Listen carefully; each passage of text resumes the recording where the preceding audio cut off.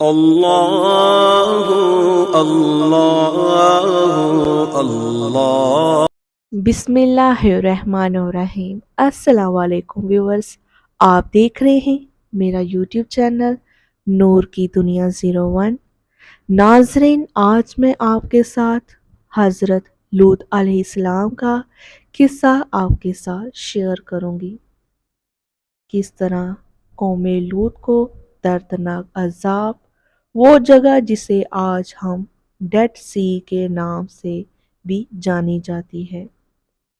عزیز ناظرین، اللہ تعالیٰ نے انسانوں کو اور جانوروں کو جوڑوں میں پیدا کیا ہے، جس میں نر اور مادہ انسانوں میں مرد اور عورت بنائے، تاکہ وہ دونوں ایک دوسرے کو جائز طریقے سے خوشی دے سکے۔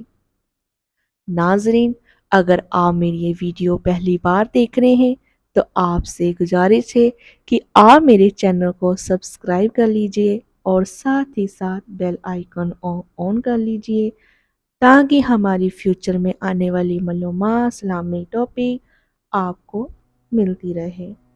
حضرت لوط علیہ السلام اور ابراہیم علیہ السلام کے زمانے کے نبی تھے۔ آپ حضرت ابراہیم علیہ السلام کے بھتیجے تھے۔ آپ کو اللہ تعالیٰ نے ایک ایسی قوم کی طرف بھیجا جو فلسطین، بیت المقدس یا جورڈن کے آس پاس بسی ہوئی تھی، جسے سدوم کہا جاتا تھا۔ یہ صرف زمین سراباز، گرین ہریالی اور شاداب تھی، اور یہاں پر ہر طرح کا اناج، گالا اور پھل فروٹ کی کثرت تھی۔ اس قوم کے لیے لوط علیہ السلام کو نبی بنا کر بھیجا گیا، اس لیے اس قوم کو قوم لوط کہا جاتا ہے۔ اس قوم میں اس وقت ایسی برائیاں پائی جاتی تھی جو ان سے پہلے دنیا کی کسی بھی قوم میں نہیں پائی گئی۔ اس قوم کے مرد یعنی آدمی اپنی نفسیات، جسمانی خواہشیں کو پوری کرنے کے لیے مردوں یعنی آدمیوں کے پاس جاتے تھے، اور یہ برائی اور بے حیائی اتنی عام ہو گئی تھی کہ وہ اپنے اس برے کام کو برا نہیں سمجھتے بلکہ اس پر فخر کیا کرتے تھے۔ روایتوں میں آتا ہے کہ بے حیائی کے کام کی شروعات شیطان نے کی۔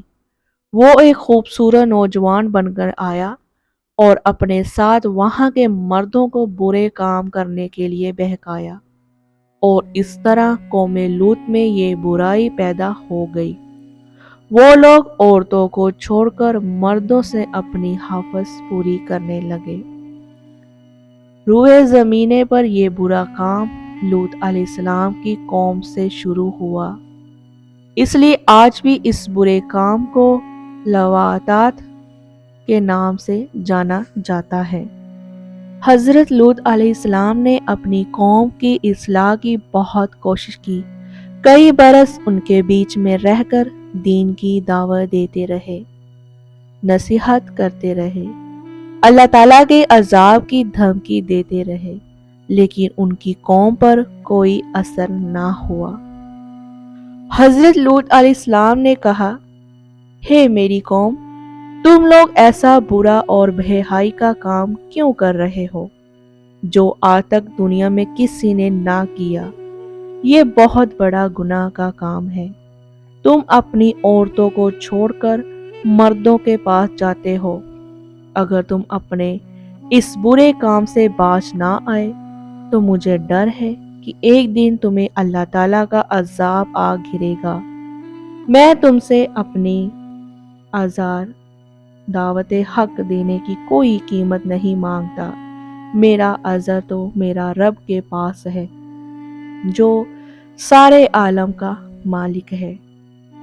اس پر ان کی قوم کے جو دولت مند تھے یا امیر سردار تھے، انہوں نے کہا، ہمیں نصیحت مت کرو، بڑے پاک صاحب بنتے ہو، اگر تم نے نصیحت دینا بند نہ کیا تو ہم تمہیں شہر سے باہر نکال دیں گے۔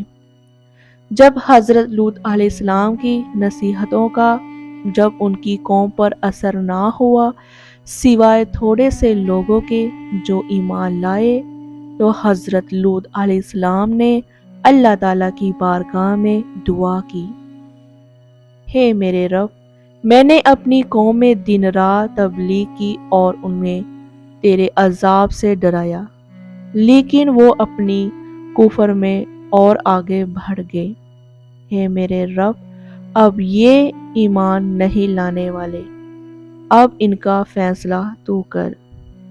اللہ تعالیٰ نے قوم لوط کو عذاب دینے کے لیے 2 فرشتے بھیجے۔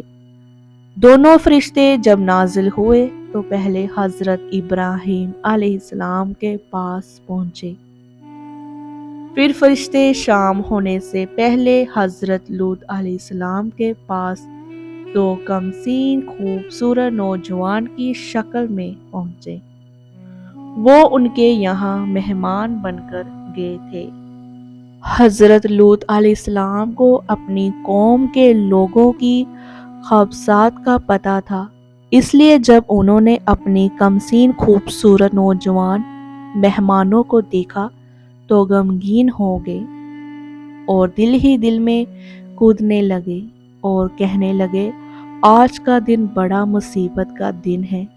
انہوں نے ان کی فکر لاحق ہوئے کہ کہیں ان کی قوم کے لوگ انہیں مہمانوں کے ساتھ کوئی برا کام نہ کرے، اس لیے وہ جلدی سے اپنے مہمانوں کو اپنے گھر کے اندر لے گئے، لیکن ان کی بیوی دوڑتی ہوئی گئی اور اپنے قوم کے امیر سرداروں اور بدکاروں کو اپنے گھر میں آئے ہوئے مہمانوں کی خبر دے دی۔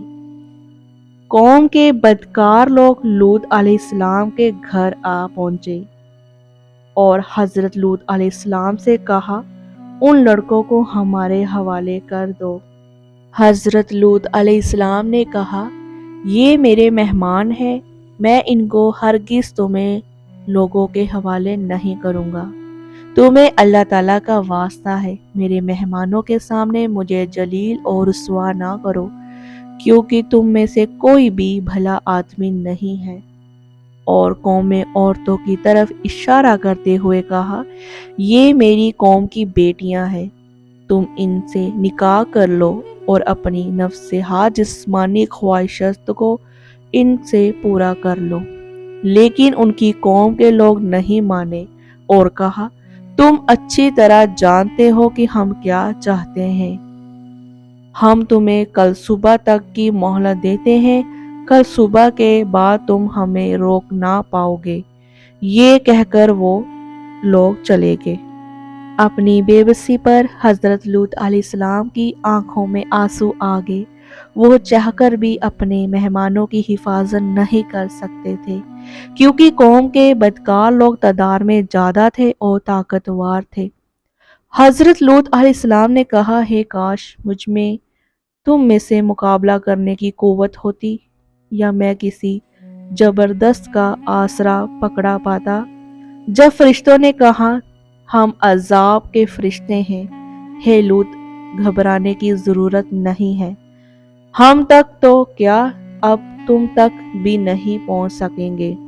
اللہ تعالیٰ نے ہم آپ کی قوم کو عذاب دینے کے لیے بھیجا ہے۔ آپ اور آپ کے ساتھ جو لوگ بھی ایمان لائے ہیں صبح صدیق سے پہلے ہی بستی کو چھوڑ کر دور چلے جائیں، اور خبردار کوئی مڑ کر پیچھے نہ دیکھے، اب ان گناہ گاروں میں سے کوئی نہیں بچنے والا۔ حضرت لوط علیہ السلام اور جو لوگ ان کے ساتھ ایمان لائے تھے صبح ہونے سے پہلے بستی چھوڑ کر دور جا چکے تھے، صرف حضرت لوط علیہ السلام کی بیوی پیچھے رہ گئی، کیونکہ وہ بھی کافر تھی۔ اب فرشتوں نے زمین کو جڑ سے اکھاڑ کر پلٹ دیا اور کئی کلومیٹر تک گہرے زمین میں دھس دیے، پھر ان پر پتھر اور تیزاب کی بارش کی، اس طرح ان گناہ گاروں کا نام و نشان مٹا دیا گیا اور کوئی بھی اس پر بچ نہ سکا۔ جہاں عذاب ہوا تھا وہ جگہ آج بھی موجود ہے۔ اسے ڈیڈ سی یا مرا ہوا سمندر یا مرود ساگر، بارے مردار یا بارے لوت کے نام سے جانا جاتا ہے، اور آج بھی اس پر جو عذاب ہوا تھا اس کی وجہ سے اس سمندر میں مچھلی تو کیا کوئی کیڑا مکوڑا بھی نہیں پیدا ہوتا، اور اس کا پانی اتنا نمکین ہے کہ اس کو منہ سے لگا لو تو الٹی آ جائے۔ گناہ گاروں اور نافرمانوں کا اللہ تعالیٰ کی طرف عذاب دیتا ہے، زندگی میں بھی اور مرنے کے بعد بھی۔ لیکن افسوس کی بات یہ ہے کہ انسان ایسی باتوں سے کوئی سبق نہیں لیتا۔ آج بھی کچھ ماڈرن قسم کے لوگ اور یہود اور نصارا اس برے کام کو برا نہیں جانتے، اور ایسے برے کام کرنے والے کو قانونی درجہ دے رہے ہیں۔ اللہ تعالی ہم سب کو ایسے برے کام اور ایسے برے خیالات سے بچے، آمین ثم آمین۔ ناظرین، آج بھی ہم دیکھیں تو اس کو بہت ہی سوشل میڈیا ہو یا کوئی اور پلیٹ فارم ہو، بہت ہی اس کو پروموٹ کیا جاتا ہے۔ آپ اپنی پیچھے رہ گئی قوموں کو دیکھیں، کس طرح وہ تباہ ہوئی، کس طرح اللہ تعالیٰ کا اس پر قہر ہوا۔ آپ ان چیزوں سے سیکھیں اور دنیا کو خوبصورت بنائیں۔ جو اللہ تعالیٰ نے اس دنیا میں نیم بنائے ہیں، اس نیم میں رہنے کی توفیق اللہ پاک ہم سب کو دے، سب انسانوں کو دے، آمین ثم آمین۔ ناظرین، اگر آپ کو یہ انفارمیشن، یہ میری ویڈیو اچھی لگی ہے تو آپ اسے لائک کیجئے اور میرے چینل کو سبسکرائب کیجئے۔ ہم آپ کو ملیں گے نیکسٹ ویلاگ میں، تب تک کے لیے اللہ حافظ۔